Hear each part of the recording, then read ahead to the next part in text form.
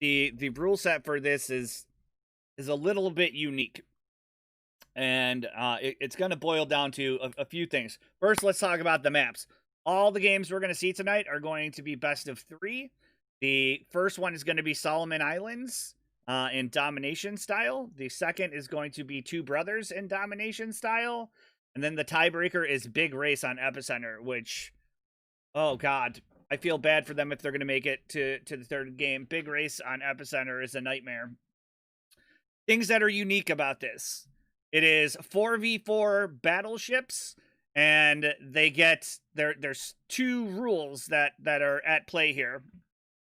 The first is they can only have 1 ship of each country.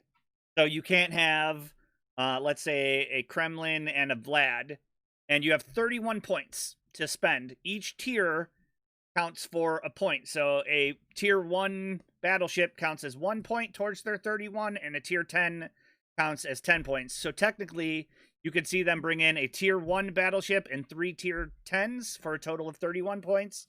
More of what I've been seeing is them bringing in 2 tier 10s, a tier 7, and a tier 4, but it's completely up to them what they're going to bring. Bringing in a tier 10, so you have to know ahead of time that they're going to be bringing in some tier 10 battleships.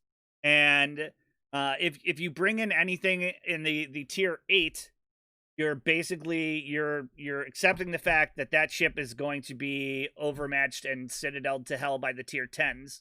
So I think the smarter play, knowing that, is to have some good spotting, keep your ships away, your lower than tier 10 ships away from these tier 10 battleships, and fighting the lower tiered ones. But this is all about eliminating those lower tier battleships. So your tier 4, if you go 2 10s, a tier 7, and a tier 4, the tier 4s are fighting each other or trying to HE light on fire the tier 7s. Tier 7s are shooting at the tier 4s, and the tier 10s are shooting at the tier 7. And then you're gonna see a fight amongst the tier 10s to determine who's gonna win. So longevity matters here. Because there's so few battleships and because there's no threat of torpedoes, there's a lot of strategies that can be put into play here. You're going to see some strength in German battleships. I definitely don't think we're going to see a lot of Japanese battleships because battleship on battleship, while you're going to get that overmatch capability, you're going to lose on the ability of these guys to be able to hit citadels. So positioning is going to matter a ton here. Ship selection is going to matter a ton here. Some other strategies they can do. Let's see here. If they do 3 tier 8s, that's 24 and a tier 7, but then they're going to get overmatched to hell. I think a lot of this is going to hinge on some of these lower tier battleships' ability to fire HE. I'm wondering if you bring in something like a Thunderer and you use the lower tier ships in order to burn them down and just be bait. It's going to be interesting. These maps are really small. So on Solomon Islands, having a tier 10, you're going to be able to fire anywhere on the map. There's big mountains in between. Positioning is going to be key. I think the team that plays more conservatively is most likely going to win here. Keep your battleships as a concerted group. Focus fire is going to matter. And we'll just have to see how it goes. This is very interesting. The first teams that we're watching this evening... Oh boy. Of course I grabbed the wrong thing. Okay, we're watching Extraordinary Potatoes versus OGF B. And the players that are on these teams, let's see here. Extraordinary Potatoes is Jesse the Kitty, XGC Plumber, Captain Benevolent _Fair, and XVegX. And OGF BBs is Mustang P51A10 with VFR motor. You blinked. D Newly subs are Talion and Nork. So looks like we're getting the rest of... Okay, there's the OGF people. And again, this isn't clan specific. You can have inter-clan people. So it looks like OGF is bringing... They got 2 of theirs in here. And it looks like they have someone from Stars, Benevolent Fair, Captain Benevolent Fair. Yep. Greg is 3rd. So strategically, it's going to be interesting. We're just waiting on 3 more players, and then we'll get started. From here, after this, we've got 2 more matches. Our second match is Sparkle Princesses versus Burning Unconcern, and then our final match is going to be the Beefcakes versus Floor. So we're going to be casting this today, tomorrow. They have a chance for extra battles 2 days from now. We're not going to be covering that this weekend, and then we're going to have the playoffs. All right, so it looks like they have an RBMK guy, so this is a very diverse team.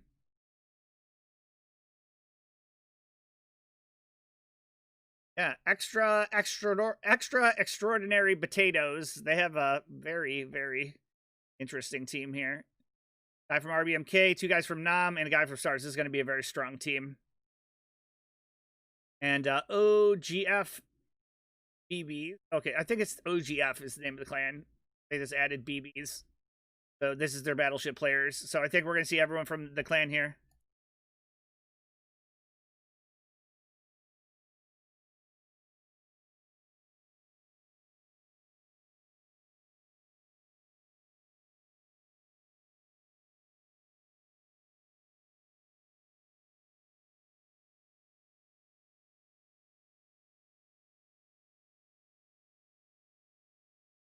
All right, there we go. So we're just waiting on 2 guys from OGF. I'm gonna stumble through extra extraordinary potatoes the entire time. We're just gonna call them EP, maybe. We'll see how it goes. So what I'm thinking they're gonna do here, they're probably gonna have the member from Star and RBMK play tier 10s, if I was gonna guess. Jesse the Kitty is in charge of that, so I would expect him to be playing the low tier. And there's some strategy to this. If you look at how we do Wookiee clans, when I play Cruiser, I play the more aggressive Cruiser. So it's the same concept as playing the lower tier battleship, knowing you're probably going to die first. Then you're going to be able to call. You're going to be able to see the battle a little bit better. I think that's more seasoned teams. You're going to see some kind of strategy along those lines, so their caller can do it. And it's all going to be about focus fire. Focus fire getting never more than ever is the ability to get these battleships spread out and get these big shots. Big shots are going to win this tournament. You're not going to win this tournament bow on with your whole team against another bow on team. It's just not going to happen. They're going to be able to focus your lower tier ships. They're going to overmatch them, and you're going to be down 2 ships very quickly, and that's going to be that. So we're waiting for the other 2 from OGF. I am a little bit early, so there's no rush. But we'll see. So Solomon Islands, if I'm coming into this with a battleship comp, I'm going to put my low tier battleship somewhere along this island that he's going to be safe from any shots before they figure out where everything is at. I'm not anticipating, but this is an interesting thought. If you're going to bring German battleships and bring them into a fight with German battleships on Solomon Islands, I guess it does make sense. And they've chosen the Alpha spawn, which I don't know if I agree with that.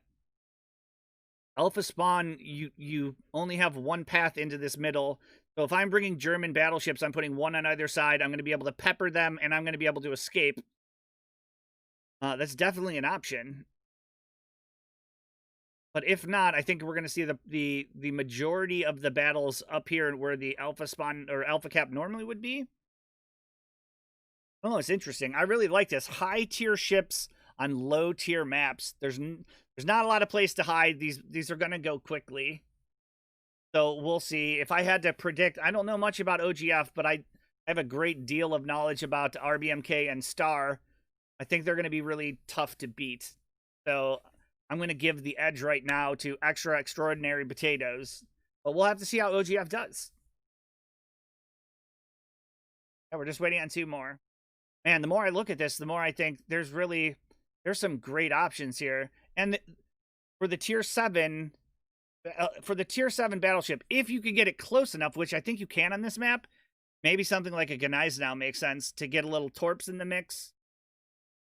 Pomeran's going to be out. You don't want to bring tier 9s, although you can save a point. Now think about this.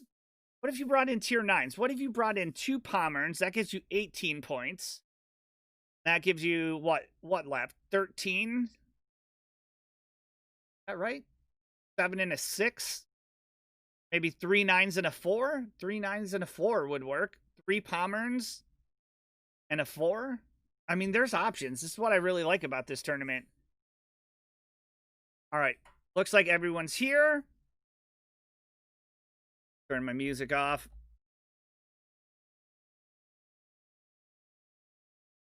Going to be ready whenever they're ready. So yeah, it is everyone from OGF versus Star, Nom Nom, and RBMK. Guessing they're picking their ships now, and we're going to get right into it. So yeah, there's a lot of options. I think a really viable strategy is potentially bringing 3 9s. Because that eliminates having to have a 7. That eliminates the ability of you being overmatched out of 3 out of the 4 ships. That gives you torpedoes. That gives you secondaries in the middle. And basically on this map, you can force them so they can come and cap. But like if you're sitting here, they have to come to you and they have to come into your secondary range in order to do it. I think I'll be interested to see if anyone does that tonight on this map. All right, looks like they're ready. Here we go. We're getting right into it. All right, Georgia, Jean Bart. So 2 9s, a 7, and a 5 versus a 10, a 9, a 9, and a 3. Oh, boy. All right, so we have some secondary ships with the Georgias. That's going to be... Wow, look at this. You can see the whole battle right from here. Let's see where they're going to go. I think positioning is going to be super important here, making sure that you're putting the ships... Okay, no, they have 2. They have a Pomeran and a Georgia. OGF definitely... I think they've been thinking about this. Republic's an interesting pick here. I don't know if I agree with the Republic. Gun Bart going to be able to sit back and put some paint on it, and they're off. So right off the bat, the thing I'm noticing is that they're going with a 5-7 here. So 5 and the 7 are going to have, or they're going to be overmatched by the 10s and the 9s. They're at a pretty big disadvantage in that regard. But they have a Dreadnought, and I don't know what the Dreadnought's going to be able to do. We'll have to keep an eye on it. So maybe it's a 4v3 in that regard, with the Dreadnought being able to put some fire down on stuff. But you can already see, look at the difference. I don't think the Dreadnought's loaded in. This may be a restart. Yeah. Dreadnought's not moving. One of the things we are seeing here is they're going together. They're going to use this island at sea in order to protect themselves. I think that's very smart. They're going to force things into the secondaries, but you're going to see double secondaries. So the advantage is on OGF with the secondary. Turbid has some secondaries. I don't even know if it's going to be able to pen stuff. I definitely think it's going to struggle, and it looks like OGF is going down the middle. They have not called for a reset yet. The Dreadnought moving.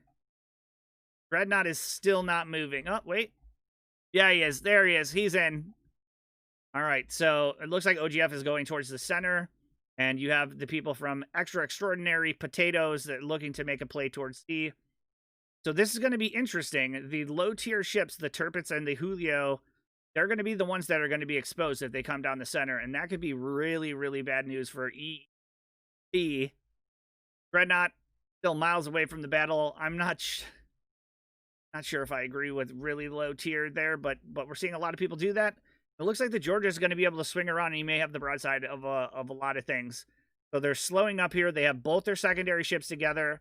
Let's see if they've spotted anything. Okay. Nothing. Okay. Nothing spotted. Nothing spotted. They're making concerted push. It makes sense. They have their 2 secondary ships going first. Okay, Julio has spotted the Pomeran, and he's shooting. He's very isolated. They're going to have 3 guns on this poor tier 5 ship. See how it goes. He's in trouble. He doesn't know there's more either. There's the Georgia. He's on fire. The secondaries are going. There's some big hits. Now they've got to respond to this. We may see the Julio go down real quick. Secondaries are going on everything. Now it looks like the Turpitz has swung around. George is capping. Jean Bart is going to have to back up, but he's going to be broadside. And I would give the advantage right now to OGF, except this Dreadnought. This may be smart as hell. He's capping A. He's staying out. They're kind of using him as a very, very slow cappy E. And only one of every nation. That is true. Only one ship of every nation. All right, so Turpitz is in the fight now. They've given up on the Julio for a second. He's managed to get some degree of cover. He may actually be able to get broadside here. All right, Republic's charging out.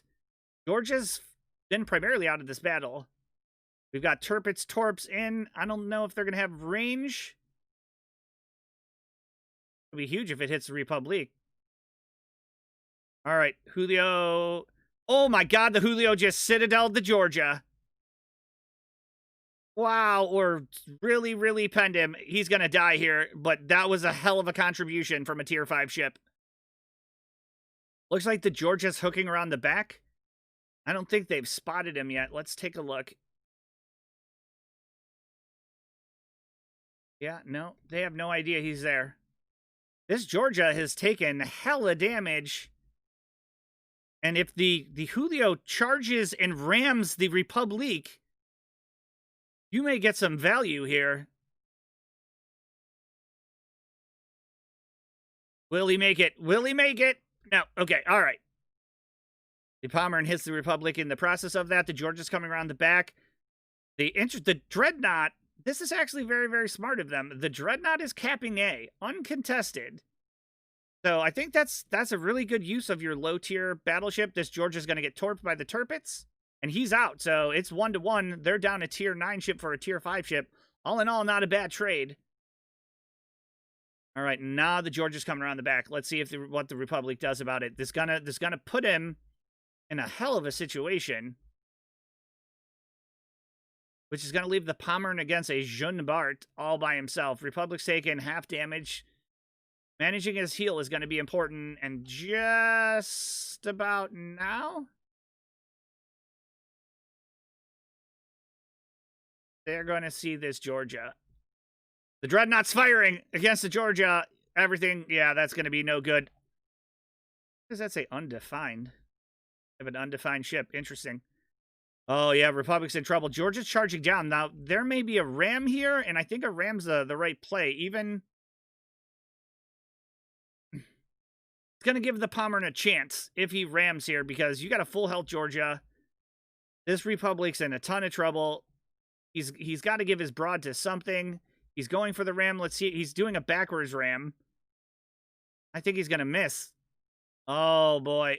And that is trouble for the Republic.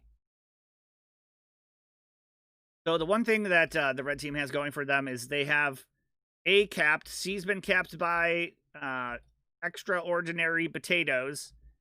And now the Georgia's just going to be able to lay secondaries down on this Republic. And he's got great angle. Republic, he needs to go a little bit forward and a little bit left in order to be protected from the Jean Bart. But Jean Bart's firing HE at him. And now the Georgia has shots on the Pommern. So the Pommern, he's going to push up. I think this Turpitz is going to try and turn and torp him, which is a good move. This Republic has stayed alive longer than I anticipated. And the poor old Dreadnought, he's going all 6 kilometers this way.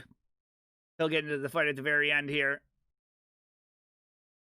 Republic staying alive, but he just took a big hit from the Jean Bart. Now the Pommern's taking it from both directions. So this Georgia coming around was actually very, very smart.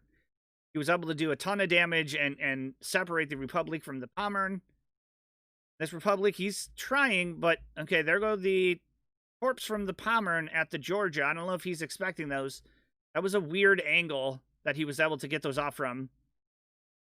But he's stuck, and this Turpitz, his torps are basically screening the Pommern from doing what he wants to do, which is going in close quarters with this Jean Bart. Potentially get some torps on him. It looks like the Georgia's... no, Republic's going down here. Now the Pommern's in trouble. I don't know what he can do here. So we have a 3v2. Pommern's kind of out of position. Dreadnought has come back. He's capping B. I don't know if that's necessarily going to be a factor here. Pommern takes a big hit. I just don't think he can handle the onslaught of 3 with the Georgia being able to come on his side. If he has his torp reload fast enough, he may be able to torp the Georgia. But I think he's just taking too much damage, and I think that's going to be game 1. Oh, no, he takes down the Georgia. Okay. This Jean Bart has managed to... Yep, there goes the Pommern. I believe in the Dreadnought, but Tirpitz, look at this. The tier 8 ship. Yeah, they went 5-8-9-9. I think that was actually quite smart. It was close to what I was talking about with 3 9s and a 4. The Tirpitz actually has 3 of the kills. So the tier 8 has killed a tier 10, a tier 9, and a tier 9, which is very impressive. So kudos to Captain Benevolent Fair. Now it's just a Dreadnought. It's a matter of cleaning it up. Second game, let's talk about that while we're waiting for this poor Dreadnought to get the crap beaten out of him. Second game is going to take place in Two Brothers. It's going to be domination style again. By going down the middle, and this is where I think some teams are going to get trapped. They're going to attempt to do some type of cheat thing down the middle. You're going to give up the 2 side caps. Losing the 2 side caps is not worth having split caps in the center unless you have some type of secondary comp. But again, we'll see what they're doing. I really like the Tirpitz pick. I like the Pommern pick. I just think they got a little bit out of sorts. That was the right call bringing the Dreadnought to A. Getting the quick cap, but I think there's anything this poor Dreadnought can do right now. I don't even think he can pen a Jean Bart. He's just moseying around on the back. Let's see if the Tirpitz can get the 4-bagger in the ace. I believe in him. He's had a hell of a game.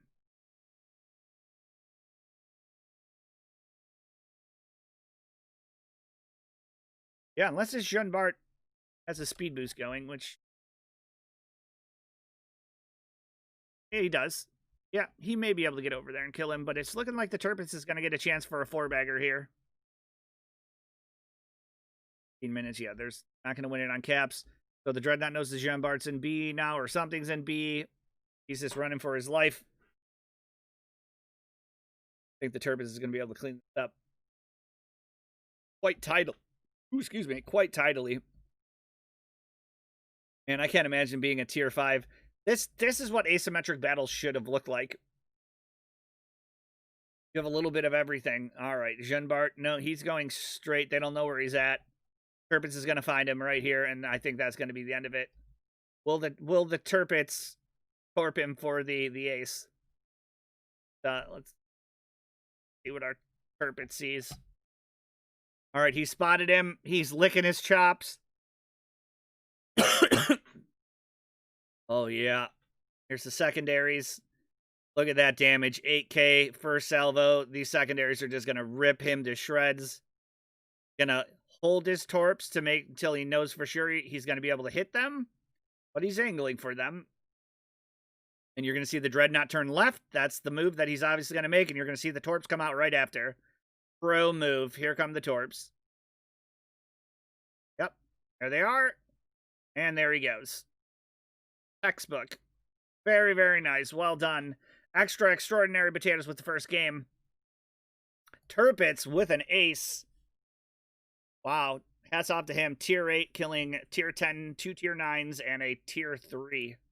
So let's see if OGF come up with a different type of strategy or if they're going to bring the same types of games in. Our second game is going to be Two Brothers, domination style, with 4 battleships. Managing the cap can be important. I'm not sure. I mean, you could almost play a ring around the rosy on Two Brothers with battleships long enough to be able to win on caps, but I really think it's going to come down to kills. I like the strategy of bringing in the tier 9s. I didn't see the advantage of bringing a Republic of all tier 10s. There are much stronger tier 10s if you're going to bring them in. I think you want those big hits, you bring in a Montana. Well, if I bring in GK here because Pommern has just so much more going for it for 1 less point. Basically all the secondaries and the ability to have torps. That's huge in a battleship battle. You can consider bringing in a Yami, but again, it's ability to get Citadel is so high. I think it's worth it. All right, everyone's readied up except for one.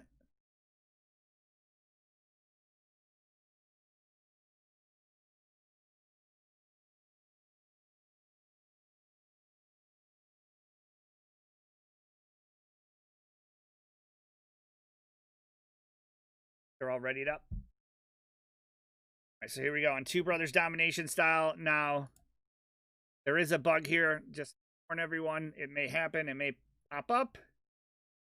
Whereas the cyclone shows up. If that happens, we're going to see how this is going.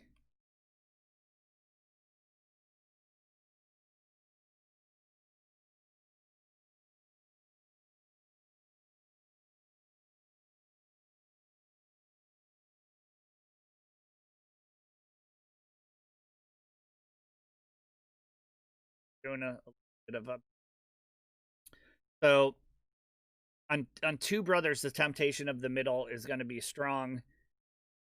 If you go up the middle and you end up facing a palm, there's too much at risk by going up the middle in battleships. You risk ramming, which some situations it makes sense, but in most it doesn't.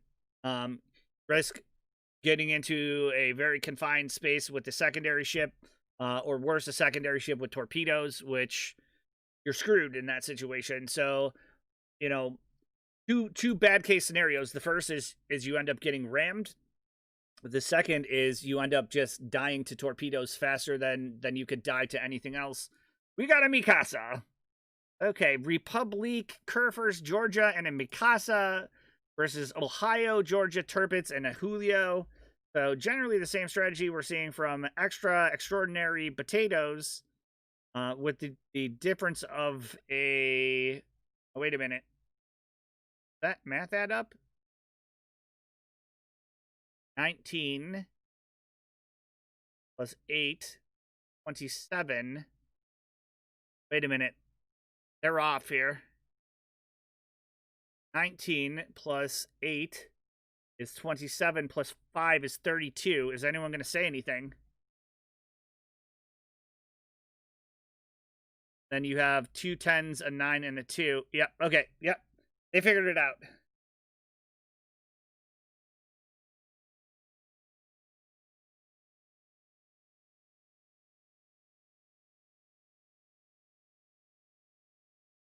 Got it. Now that's a little interesting because now they...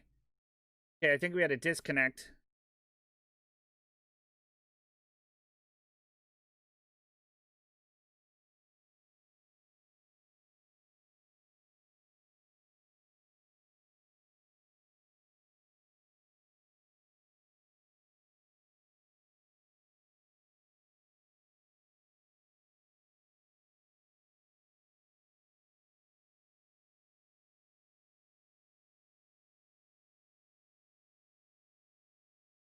All right, so they're going to get flags.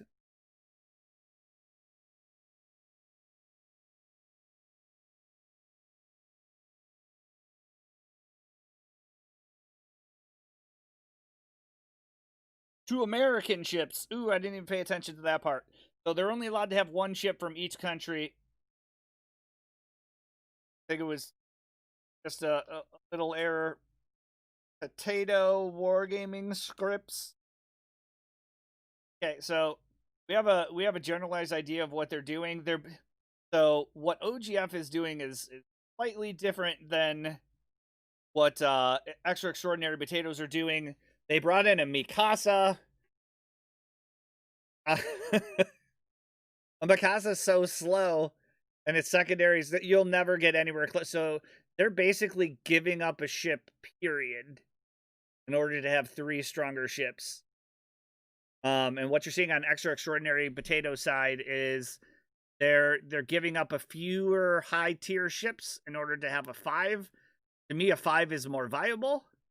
We saw the Hugo Cesars, and hands out to him for citadeling or penetrating the crap out of that Republic. That was a ton of damage from a tier 5 to a tier 10. So kudos to him for that. That was really good positioning on his part. And I think it made a ton of difference for when that Georgia came around. All right, we're getting started again. Let's get back into it. Let's see if either team decides to go down the center. Maybe send the Mikasa down the center as a meme. Let's keep an eyeball on the Mikasa, and let's see if it can even make it to the center island before the battle's over. That's a very, very tall order for him. But here we go. Two brothers. We've got EFR motor in the Thunderer. Got D in the Joja. Got Schnork, the poor bastard, in the Mikasa, and Mustang in the Kerfers. So we're seeing two secondary ships and a fire starter this time on OGF side, and we've got Jesse the Kitty and the Hugio. Again, this is really smart, and we were talking about this before. Having the leader and I would assume probably the person calling and the low tier ship. So he's likely going to die first, and that's going to give him an overhead view of the battle. You have Captain Benevolent Fair and the Turpits, gentleman who had the ace of 4 last time. You have Veg in the Georgia and XGP Plumber in the Junbart. So they're off and running. It looks like they're going to all go to the west side. Like, all of them are going to the west side. So we're going to see a huge battle here. Now, in terms of advantage, if I was VGF, I would be going over here. But see, again, you have a Mikasa. What is this Mikasa going to be able to do? When he shoots his guns, even if you aim correctly, the gunners are drunk. We saw this on stream yesterday. I don't know how much value you're going to have from here. What you could have done is use this little island, put a tier 5 right here, and he could have sat and free-fired HE, almost like a cruiser. And I think the guys from Extra Extraordinary Potatoes realize that. That's why you're seeing them go primarily west side. There's a big advantage to this cap being over here, being able to fire blind into the D cap, so they're eliminating that, but maybe not. Junbart, you're seeing the Junbart go left. You're seeing Turpits and Georgia go as a tandem pair, and the Julio's going out wide in some type of flanking maneuver. Going to run into a Kerr first and a Mikasa. Again, look at this Mikasa. The damn Thunderer going to overtake the Mikasa all the way from the right-hand side of the map. So let's see what both teams are seeing right now. Blue team's not seeing anything. Red team's not seeing anything. One thing I also noticed about red team's pick is this Kerfers is going to get his spotting, his detect is terrible. So he's going to get spotted out first, would be my prediction. Maybe if this Georgia comes around. Right now, they're looking. They've got 3. They're well positioned to handle what's going on today. The Jean Bart was considering going to D, and what we're not seeing is OGF doing what they did last time, which is taking this low tier battleship and going capping the side that is uncontested. You may see it. I think this is why we're seeing him go down the center. They're trying to figure out where all the ships are at, and once they've made that determination, you may see the Mikasa go over and do that. It's smart, but again, let's look at what both teams have brought. You've brought 2 secondary ships, and take a look at what EE has. They have a Turpits and a Georgia, 2 secondary ships, so they have that covered. You have a long-range HE spammer, which arguably the Thunderer beats the hell out of the Jean Bart in that regard, so they have an advantage there, but Thunderer versus Jean Bart is not too devastating of a comparison. And that leaves you the Mikasa and the Julio. And this Julio has proven that he has the ability to get into positions to be able to make some damage. And there you have it. Kerfers gets spotted first. Georgia's been spotted. But again, this Kerfers he's all by himself. He's got 3 shooting at him. Thunderer's getting into the game. Here we go. He's shooting at the Julio. Goes the Georgia. It looks like they're going to focus down the low tier one first. Jean Bart actually being able to fire through the center at the Thunderer. And the Mikasa is breaking off and going to Cap D. So that's an interesting game plan that OGF have. I think it's very, very smart. The problem is it's going to take 4 minutes for the Mikasa to go over and Cap D and another 3 do it. So a lot of things can happen in the meantime. The Kerfers is taking a ton of damage. And the Julio is doing a really good job of being kind of the rabbit. He's only taken, oh, that was a big hit there. He's only taken 15,000 worth of damage, whereas the Kerfers has already taken a good 35. So good damage trades. And it looks like, oh, Georgia just got nailed. Wonder who hit him. I'm not entirely sure. But yeah, they're winning the damage war here, and the Thunderers staying back. They've got to kill this Georgia quickly because the Kerfers and the OGF's Kerfers and Georgia are taking a ton of damage. The Turpitz is coming up wide. He's very broadside. He's trying to be appealing. I think they're trying to save the focus fire on the Georgia. So you're seeing some smart play here. I don't think they're going to stop firing on this Georgia, though. The Thunderer needs to get into a position where he can fire at the Georgia, and it looks like he has. Julio's firing HE, so that means this Georgia is going to get burnt down. So far, I don't see any fires on them. No. They're staying very focused on that Georgia, but they are taking it in the teeth in order to kill this one player. Again, it's going to boil down to they're going to take down the Georgia. They're probably going to be able to take down the Turpitz here. But you're going to have a Julio and a Jean Bart against a Thunder and a Mikasa. Yeah, there goes the Georgia. So they get first blood. Hopefully they can take... Now, something I have noticed here is OGF is overcommitting. They're pushing into this team. They're not using the full extent of their heals. You have the Georgia on fire now. They're committed. They want those secondaries. Turpitz has fired his torpedoes in here. Let's see if he's going to land them on the Kerr first. Kerr should have his Hydro. No, it's too short. So they really need to focus on using those heals. This Georgia needs to peel off. Nope, he's spotted. He's pushing in. I think they're a little too aggressive here, and they're going to get punished by the Jean Bart. And look at this Julio. He's putting damage down. And there goes the Georgia. So it's 1-1. Jean Bart gets the kill. And look at the angles they have here. So the ship that can do the most damage is on their flank. Mikasa is still working his way over to D. Man, that's a rough pick. That's a rough pick to be in. And now they're just going to focus on the Kerr first, which means you're going to have a 3-on-1 with the Mikasa at D.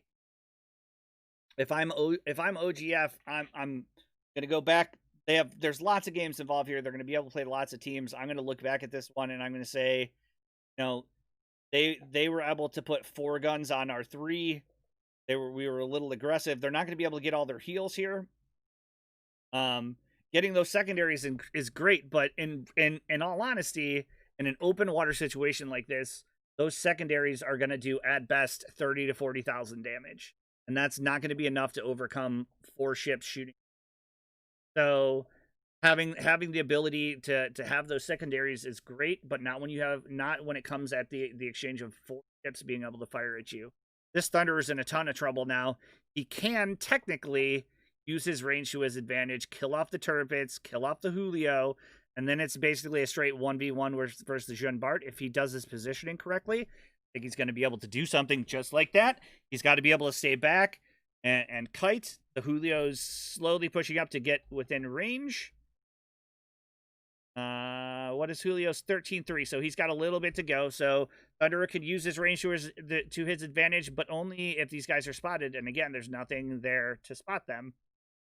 So you're going to see the Julio come up as sacrificial bait again. Mikasa has finally made his way into D, and he's capped it. And Jean Bart's shifting over. So after all of that, the Jean Bart's going to be able to move over in about a minute and a half and take all of that away from him. So a little bit questionable in the strategy of having a tier 2. I like what they're doing with it. I just think their execution of having one completely out of the game ship going and capping.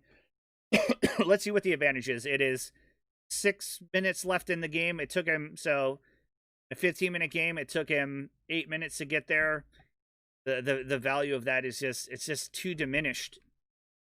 It took him 8 minutes to get there, or 5 minutes to get there, 3 minutes to cap, and he's going to hold on to it for maybe 2 minutes. So I don't particularly see the utility in that. Thunderer could isolate the Julio, but it looks like he's going towards the middle. Julio is staying way out of his spotting range, but he does have him in shooting range, and he has shot. Good shot. Thunderer is going to stop. If he returns to fire, yep. Yeah, and he's already unspotted, and he's firing AP at him. Doesn't look like he's going to hit. So it looks like extraordinary potatoes are basically going to play this safely the rest of the way. The Jean Bart's going to hunt down the Mikasa. They know where the Thunder is at, so they know the Jean Bart is safe. I think it's a mistake if the Turpitz comes down the middle. At this point, they have the ship advantage. They should position their ships in a situation where it's advantageous to them. Let's go see what this poor Mikasa. Mikasa is hiding for his life. Yeah, what is he gonna do? How quickly will a Jean Bart just murk this Mikasa? He's coming around. I think he has a relative idea of where he's at. He's a Mikasa. He could not have gone very far.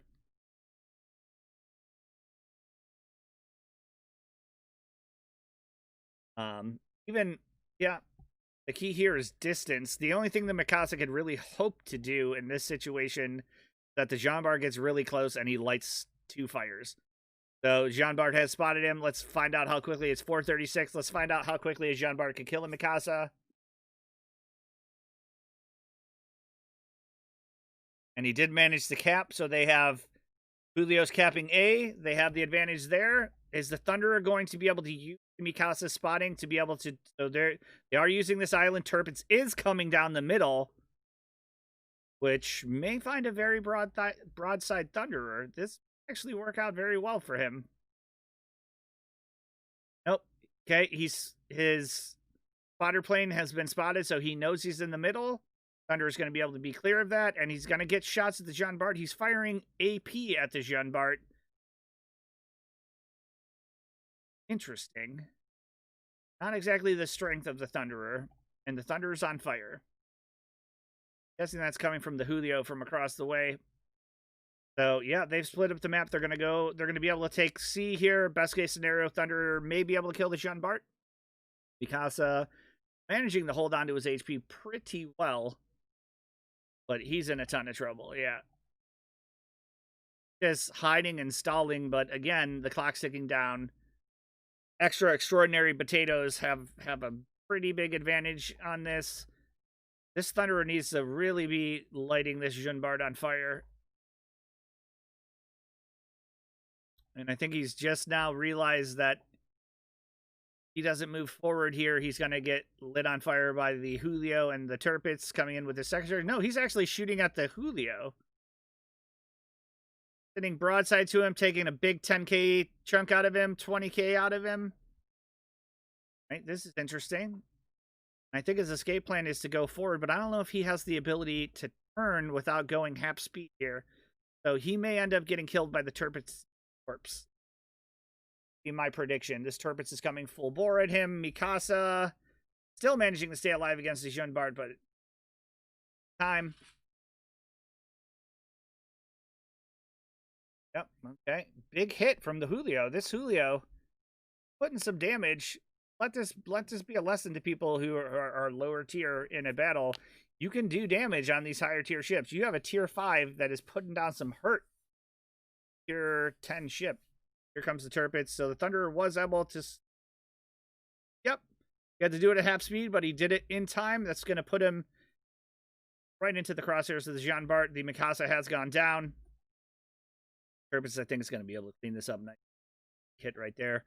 One thing Thunderer can't do well is have a very, very short range brawl, and that's what the Turpitz is going to do well. Jean Bart is good at range, and that's where he's at, and the Julio managed to survive. So hats off to Extra Extraordinary Potatoes. They played a very, very strong game here. I think they reaped the rewards of it, and with that, that's going to be on the Thunderer, and you're going to have Extra Extraordinary Potatoes taking this match to... Congratulations, gentlemen! Jean Bart with 3 kills. Julio managing to take 1. Despite the best projections of the Mikasa, he was unable to get any kills there, and the Thunderer was able to take down the Georgia. So very, very, very good games, gentlemen. So let's take a look at our time. It is 8:04.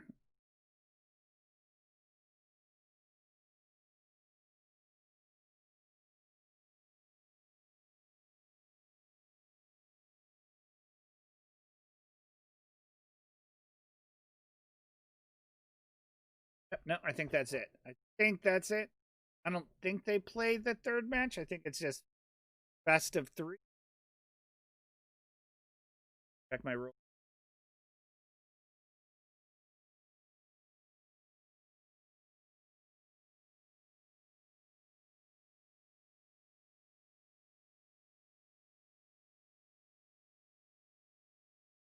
play a third. They do. Okay, so they play 3 regardless. Okay, good to know. So the last match is going to be Big Race Epicenter. Now this is where I think you cannot get away with having that tier 2 ship. So OGF, they're going to they brought in a sub here.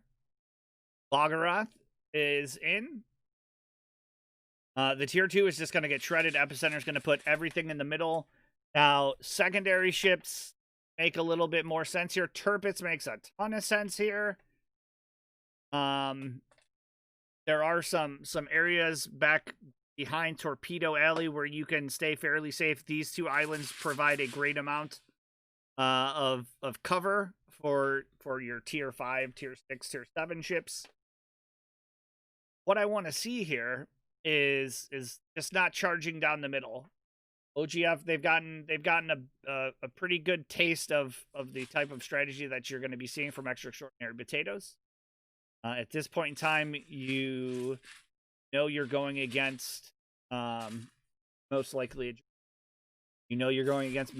Turpitz.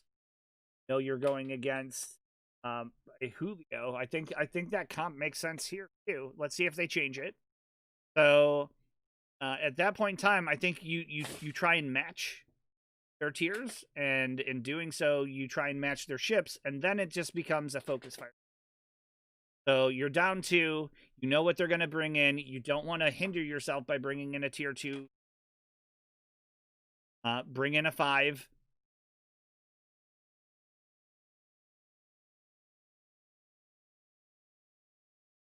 Oh, I guess they're playing each other twice tonight.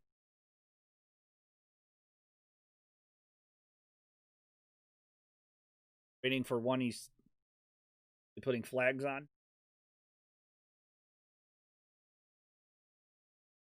But one thing you'll notice, and the thing I've noticed the most, they're using that he is using the ships to the best of their advantage.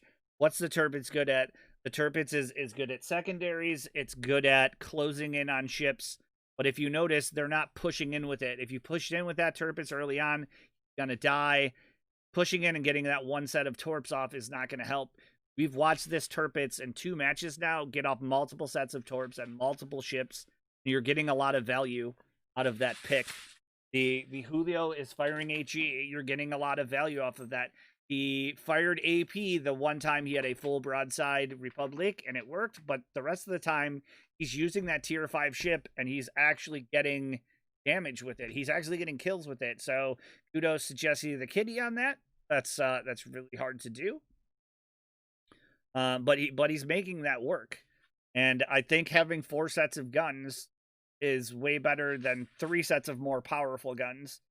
Because again, you're only getting shots every 30 to 40 seconds, maybe in some cases. But you got to make them work. And those extra set of Julio Cesare's guns are doing work. They're putting down damage. They're laying down fires. They're killing secondaries. You're seeing OGF rely a little bit too much on having secondary ships, and they're pushing into these ships. And what you're noticing is they're forming almost like a trident, where you have their most powerful ship they've protected every single time. And I think you're going to see that continue to happen. The Jean Bart had stayed protected behind the island. He was also in the best position to lay down damage when the time came. They knew they were going to push in. So for those secondary ships, have to have the discipline to push in enough to be able to use those secondaries, but you have to wait until it makes sense to do so. And if you overpush, you find yourself in a situation where you're crossfired. And you got to give credit to Extra Extraordinary Potatoes. They laid down that trap very well. OGF fell into it, and that's why you saw their ships go down as quickly as they did. And that poor Mikasa, got to give him credit. He did everything he possibly could in order to keep himself alive as long as possible. Basically, once his team loses ships, the utility of his ship immediately. So we're waiting on the 3rd game to start, and it's going to be Big Race Epicenter. I do not foresee any ship going into the center and living long. This is going to be more like kill the other team. Epicenter be damned. You just eliminate the caps from it. This is all about killing the enemy team. And it looks like OGF has made the adjustments that they need to make. They're going 5-6 double 10 this time with a Montana and a Kerfers and an Ismail and an Iron Duke. You're seeing the exact same comp from Extra Extraordinary Potatoes with a Georgia, Jean-Bart, Turpitz, and Julio. That's a very good pick. This is an interesting place for the Georgia to be. This little island is a huge advantage for the side. So let's see what they decide to do. They've got the right idea here, but all right, you have a Montana. Let's see where their damage is going to come from. I think their damage is going to come from a Montana. A Montana on a Jean Bart is very powerful. A Montana on a Georgia is very powerful. It's God, that Turpitz is just such a smart pick. Damn near impossible to Citadel him because of his turtleback. So at best, he's going to take pen damage. But again, he can take 20k hits. So in 3 to 4 salvos, that Turpitz could be gone. The Julio on the other side, he can be one tap. So he has to be very, very careful. And like he's doing that. All right, Iron Duke, you got a fire starter. Now that makes a ton of sense. So if you're low tier, get a ship that starts fires for sure. Ismail, he's going to be very, very vulnerable if he gets broadside. I don't see him moving. Guy that loads in really slow, I guess. All right, and Schnork is going from Mikasa to Montana, so a little bit of redemption in his court. He's going to be able to bring the big guns. 2 tier 10s, tier 6, tier 5.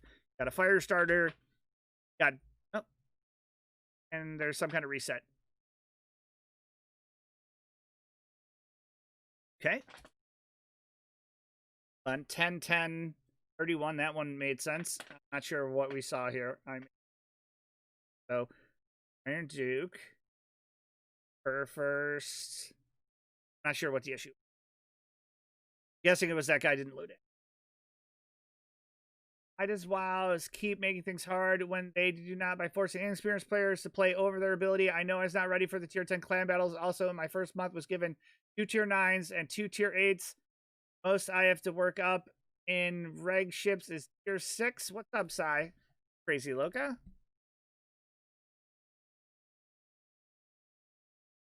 There must have been some connectivity issues here. So looks like OGF has responded to the issues that they were having before. So let's see if the Iron Duke can put on some work. The interesting thing in the spawns there is they put that Georgia in a really devastating spot. But we'll have to see if that Georgia makes the most of his early positioning. That Iron Duke's in a ton of trouble if that's the case. He could actually sneak up along this little side. All right, we're just waiting for OGF to ready up.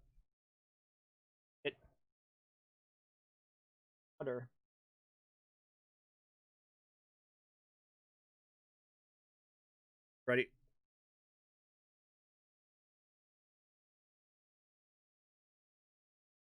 So there is a reset. They have to bring in the same ships unless there was some type of issue with ship picks.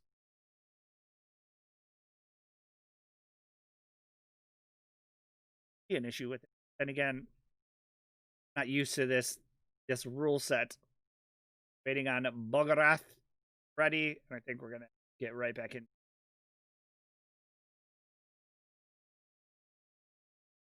Right after this, we're gonna go right into our next match. It is going to be Sparkle Princesses versus Burning Unconcerning. We'll have to see what's going on with that. Keep into it.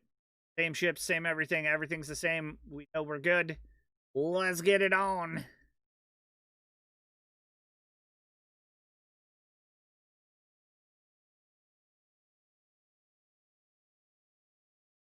Be over. Hi, Golden Retriever. That's puffling at me. All right, let's get an idea of positioning. So Georgia's still in that sweet spot. See if he takes advantage of it. We're seeing the Julio go quasi down the middle. I think that's a little dangerous.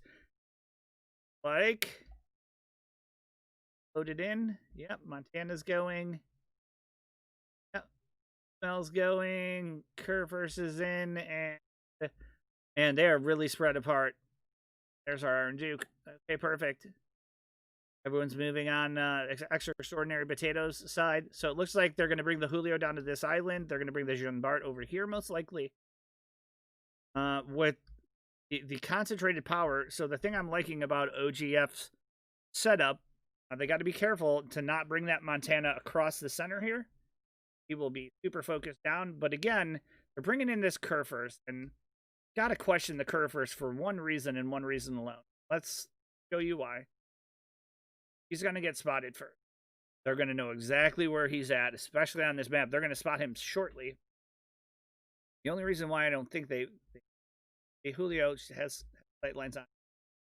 They're in the cap. That using that island as cover. Okay. I mean, the Kerr first gets spotted from a country mile away. So they're in the first ring. Again, this is epicenter, but I do not foresee any team attempting to go for the middle. When you're in a kamikaze here, you have less than 5 kilometers in this center, and you're going to be detected. All right. Kerr first is spotted. They're shooting on him. See, that's the inherent weakness of the Kerr first. While you're 14 kilometers away, Jean Bart's going to be able to come around the outside and get good shots on him. They are pushing this Tirpitz up. This second ring, that's... oh, yeah. Iron Duke got shot by the Georgia. They found the Tirpitz. They're shooting on him. But again, the Tirpitz can handle a lot of this. They missed those shots. Ismail's very exposed. He needs to get to an island. Double to withstand that. And the Georgia's got his secondaries on the Iron Duke. So this Iron Duke needs to dive the island. Iron Duke has a spotting distance of, or a shooting distance of 14.5. So he is well within range of everything. He needs to get to a place where he could fire safely. Doesn't want to get too close to those islands because now he has to deal with the double secondaries of the Georgia Tirpitz. Anna is playing it safe from distance, but the Jean Bart just came around, and you're seeing the Georgia crossfire him. He has his broadside. Oh, nope. One single pen. So 5,000 damage. But now he knows that there's a Georgia firing from across the way. I think he may need to go dark here. First, again, he's a little aggressive. Jean Bart's got a decent angle on him. I don't know if... Yeah, a couple over pens. A pen. And now he's within the Kerr first secondary range. So that's a mistake on the Jean Bart's part. Let's see if Julio's going to be able to fire over that island without being detected. Ismail's buggering out. And this Iron Duke is actually holding off the Georgia and the Tirpitz. Let's see if the Georgia respects the Iron Duke. There's the Ismail. He's got nearly the broad of the Georgia. Yeah, he does a little bit of damage there. I don't know if he's firing HE or not. I wouldn't tell. But now he is in the Georgia secondary range, and he is on fire. Kerr is backing up to get secondary shots on the Georgia. So you're going to see a secondary battle between the Kerr and the Georgia. Kerr is a very, very broadside. I think we could see some 10 to 20K chunks from the Georgia or the Tirpitz if they're smart about it. Montana has taken some damage. Bart. Ismail takes a big hit from the Tirpitz. All right, they are focusing fire on the Tirpitz, who should be able to withstand some of this. He takes a big chunk there. Keeping an eye on the Jean Bart. This Kerr is just getting screwed up, though. Yeah, you're not going to be able... Again, this is going to be another game where the Kerr isn't going to be able to utilize his heals. He's going to go down early. Ismail's coming across. He's going to be right in the path of the Georgia. Is he going to try and ram the Georgia? That's not bad value. If they could get one more hit on the Georgia and ram him. The Georgia overmatches the shit out of this Ismail. He can very easily Citadel him. All right, here we go. Let's see if he has enough. He gets him. Great exchange. Double kill. Oh, but in that meantime, Ismail went down and... Oh, wow. And we're down to Montana. So they were able to take down... The Julio took down a ship, the Tirpitz took down a ship, and the Georgia took down the Ismail. So all they have left is the Montana. while that was a good exchange, the Kerfers went down. I didn't get to see who got the final blow, but that Kerfers, he got super low. Again, he's relying on those secondaries to do that damage, and he's taking too much damage in the process of doing it. So it's down to Montana. Montana stayed back, but the Jean Bart was able to push up. Julio's not going to be able to shoot just yet. Purpose is able to heal up, and he's doing it right now. So he's able to put some more damage into the fight. No, he's on fire. Got it. So now, basically, all the Jean Bart has to do is ram him, and that's the game. And you're going to see a 3-0 extra extraordinary potatoes. Big hit from the Turbits onto the Montana. Jean Bart's still charging. Julio's coming around the outside. We have another trident formation. Montana's in a ton of trouble. Poor Schnork, man. It's always down to him here. Yeah, Jean Bart's just going to come right in, and that's going to be the end of this game. This is the Saturnalia tournament. It's a 4v4 battleship tournament sponsored by the YOLO clan. Got some really, really interesting rule sets to it. You can decide what teams you will and will not play. It's got, God, I can't think of the name of the dating app. Tinder-style matchmaking. All right, and then he rams him, and that's that. So, in 3 games, extra extraordinary potatoes with the 3-0. Congratulations to them. Big MVP of the game has to be the Turpits with a 4-kill first game. But all of them played very, very well. They played to the advantages of their ships. Hands off to the OGF team. They had a little bit different of a strategy. I think it merits a little bit of a rework based on what they saw here today. But there was nothing, glaring about what they were doing. They just have to be a little bit more patient. So let's hop over to our second game. We are going to be covering the Sparkling Princesses versus Burning Unconcerning. See if we can find it. That is apes.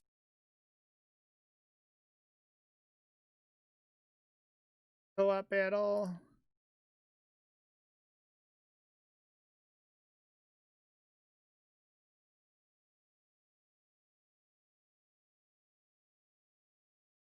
Wait.